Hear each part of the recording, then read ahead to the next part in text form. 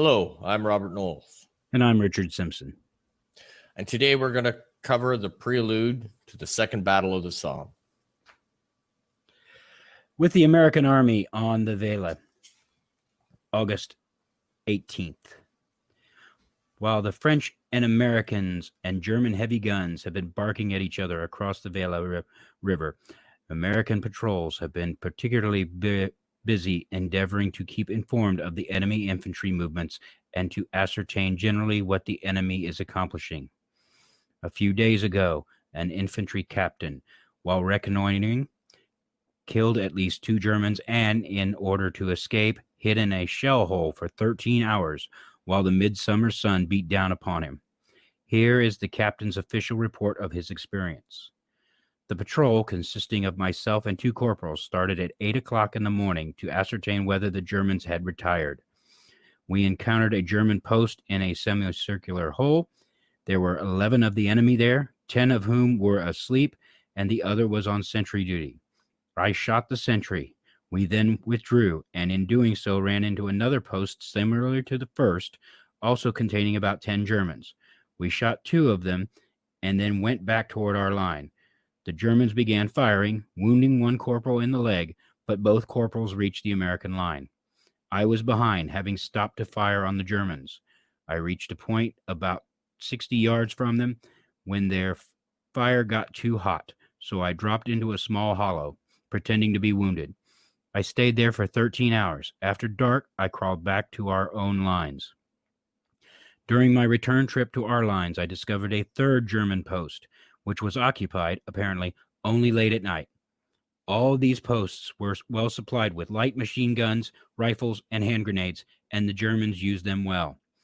At noon, I was hidden in the hollow. A lieutenant took out a party of 5 to search for me. They did not find me, but crept up to the 2nd German post and threw some bombs into it, inflicting several casualties. I heard a German scream with pain. The Germans also threw bombs, wounding one of the lieutenant's party. I request that our artillery clean out these posts tomorrow. The artillery carried out the work the first thing the next morning. Before we can get to the first battle of the Somme, the Second Battle of the Somme, we have to cover the first. And I'm not going to touch too much into it, but the first Battle of the Somme was an absolute bloody mess. There was lots of fighting, as there normally is. However, the fighting was uncoordinated in the first Battle of the Somme. And a lot of soldiers coming out of the first Battle of the Somme were very disillusioned with the commanders in charge at the time, because artillery attacks weren't done properly, which led to many men dying. Some generals would continuously send wave after wave after wave of manpower at a fortified position, gaining no ground, only death. So the Somme had a very bad reputation going into this. Unfortunately for the Allies, the Germans decided to launch a spring offensive in 1918. And this, the Battle of the Somme, Part 2, was the answer. Americans work in Somme battle. Work like best veterans. Paris, March 28th, 1918.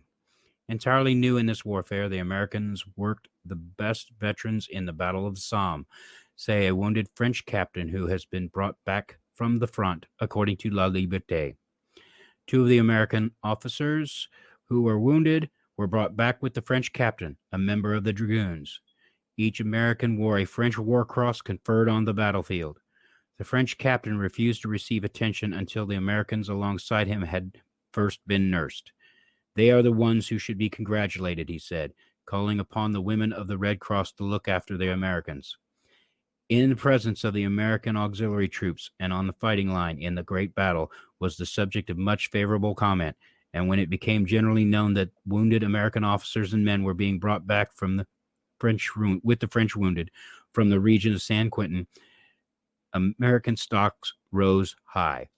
The moral effect was considerable, even though the supposition was that the number of the American troops in line was not considerable. The comforting thing to the French is that recently, Whenever there has been hot fighting, the Americans have had a share of it, even a small one, and have acquitted themselves creditably.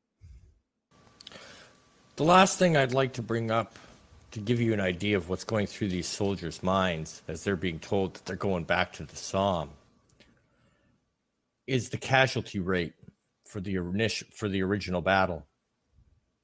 First battle of the Somme, the casualties were astronomical.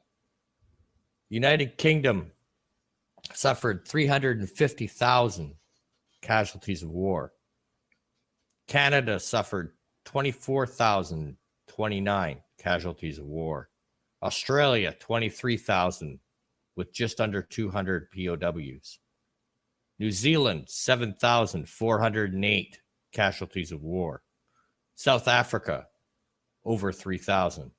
Newfoundland, over 2,000. For a combined Commonwealth casualty rate of 419,654, with 95,675 of them killed or missing.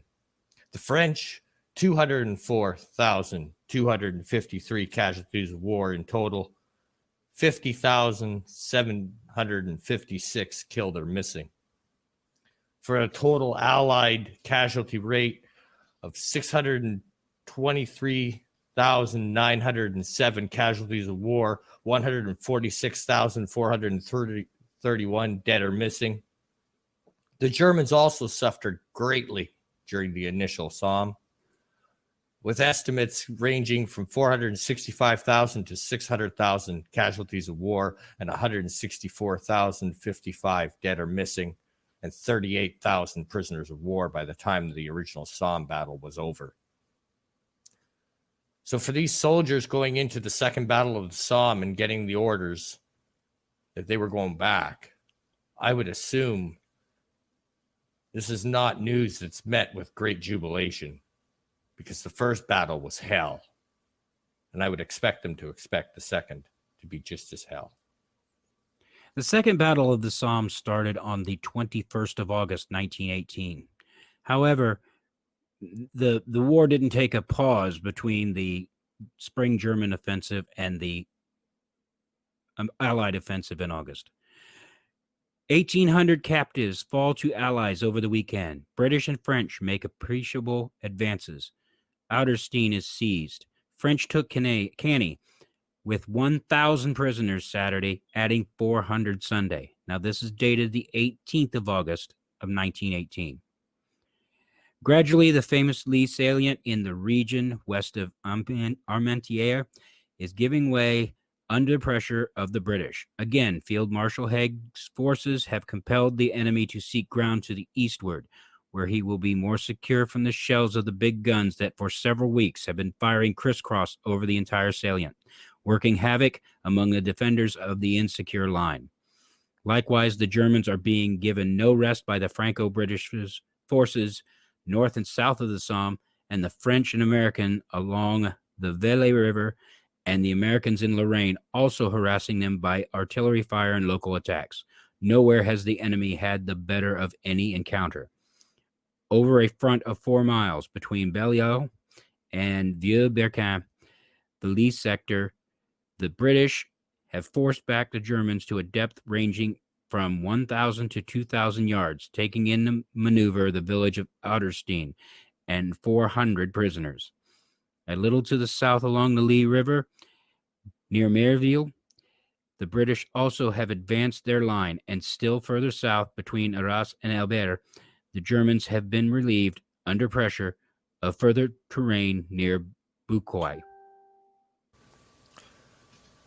One other thing that helped the Germans during this time was the fact that Russia has self-imploded, freeing up 50 divisions of German troops to the Western Front.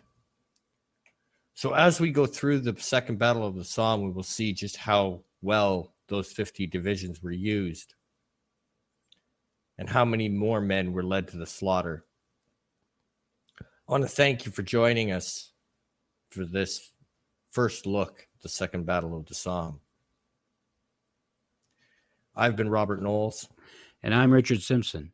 Thank you, and good night. Richard and I would like to thank you for watching. If you like this video, please like, share, and subscribe. Until we meet again, another point in history. Have a good day.